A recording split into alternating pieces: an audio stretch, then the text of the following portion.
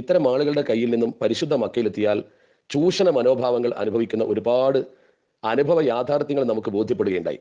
അതിന്റെ പശ്ചാത്തലത്തിൽ നാം വളരെ സൂക്ഷിക്കേണ്ട ചില കാര്യങ്ങളാണ് എൻ്റെ പ്രിയപ്പെട്ട സുഹൃത്തുക്കളോട് ഞാൻ സൂചിപ്പിക്കുന്നത്.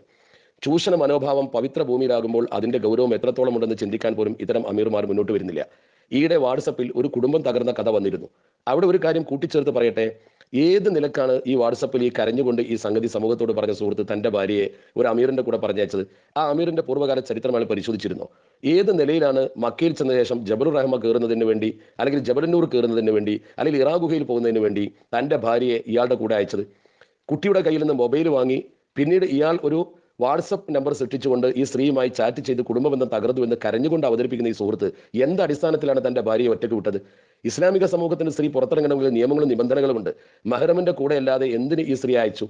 ഇസ്ലാമിക നിയമപ്രകാരം ഹജ്ജ് ഉംറ കർമ്മങ്ങൾ നിർബന്ധമാണെങ്കിൽ ഒരു സ്ത്രീക്ക് സ്വാഭാവികമായും വിശ്വസ്തകളായ സ്ത്രീകളുടെ കൂടെ പോകാം എന്ന അനുമതി പരിശുദ്ധ ശറഇൽ ഉള്ളത് കൊണ്ട് അതിന്റെ മറവിൽ സുന്നത്തായ ഉംറക്ക് പോലും കൂടെ മഹ്റമില്ലാതെ ധാരാളം സ്ത്രീകൾ പോകുന്ന ഒരു കാഴ്ചയാണ് നമ്മളിപ്പോൾ കണ്ടുകൊണ്ടിരിക്കുന്നത്. ഈ അമീറുമാർ ഇവരെ ചൂഷണം ചെയ്യുന്ന അവസ്ഥ തീർച്ചയായും മുന്നിൽ കണ്ടുകൊണ്ട് ഇതിന് നിയന്ത്രണം ഏർപ്പെടുത്തേണ്ടത് സ്വാഭാവികമായും അതാത് സ്ത്രീകളുടെ ഉത്തരവാദപ്പെട്ട ആളുകളാണ്. നമ്മുടെ ഉമ്മമാരോ പെങ്ങന്മാരോ ഭാര്യമാരോ ഈ വിധം തോന്നിയ പോലെ ഉമർക്ക് പോകുന്ന അവസ്ഥ സൃഷ്ടിച്ചെടുത്തത് നമ്മൾ തന്നെയാണ്. പ്രത്യേകിച്ച് വിദേശത്ത് ജോലി ചെയ്യുന്ന സുഹൃത്തുക്കൾ വളരെ ശ്രദ്ധിക്കണം.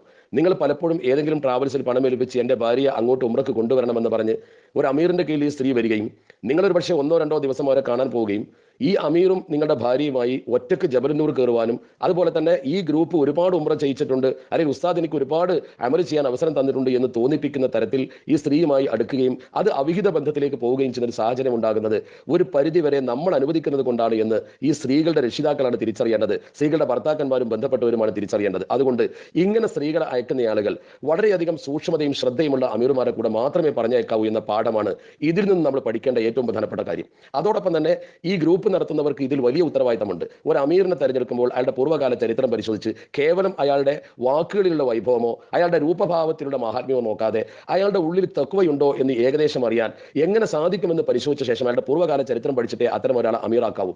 അല്ലാത്തവർ അമീറായതിന്റെ ദുരന്തഫലം പലപ്പോഴും നമുക്ക് കേൾക്കേണ്ടി വന്നിട്ടുണ്ട്. അതോടൊപ്പം തന്നെ മക്കയിൽ ചെന്ന് ഉംറ സമയത്ത് താമസിക്കുന്ന പല സ്ത്രീകളെയും കാണാൻ ബന്ധുക്കൾ എന്ന പേരിൽ രാജ്യത്തിന്റെ പല ഭാഗത്തുനിന്നും ആളുകൾ വരിക, അവരിവരെ കൂട്ടിക്കൊണ്ട് ഷോപ്പിങ്ങിന് പോവുക, ബന്ധുവാണ്, നാട്ടുകാരനാണ്, അയൽവക്കക്കാരനാണ് എന്ന് പറഞ്ഞുകൊണ്ട് ജിദ്ദയിലേക്ക് അവരെ കൊണ്ടുപോവുക. ഇത് ഏതടിസ്ഥാനത്തിലാണ് കൊണ്ടുപോകുന്നത്? മഹറമല്ലാത്ത വിവാഹബന്ധം നിഷിദ്ധമല്ലാത്ത ആളുകളുടെ കൂടെ ഈ പെണ്ണ് പുണ്യഭൂമി വെച്ച് ഇറങ്ങി പുറപ്പെടുമ്പോൾ അവളുടെ ദീനും നഷ്ടപ്പെടുന്നു, ഒരുപക്ഷെ ദുന്യാവും നഷ്ടപ്പെടുന്ന അവസ്ഥയുണ്ടാകും, കുടുംബം തകരും. അനുഭവങ്ങൾ ധാരാളമുണ്ടല്ലോ. ഇനിയും നമുക്ക് പാഠം പഠിക്കാനായിട്ടില്ലേ? നാട്ടുകാരെന്ന പേരിലും ബന്ധുക്കൾ എന്ന പേരിലും വരുന്ന ഇത്തരം ആളുകളുടെ കൂടെ ഒറ്റയ്ക്ക് എങ്ങനെ ഒരു സ്ത്രീ ഇറങ്ങി പുറപ്പെടും? അതൊരിക്കലും ഗ്രൂപ്പ് നടത്തുന്നവർ അനുവദിച്ചു കൊടുക്കാൻ പാടില്ല.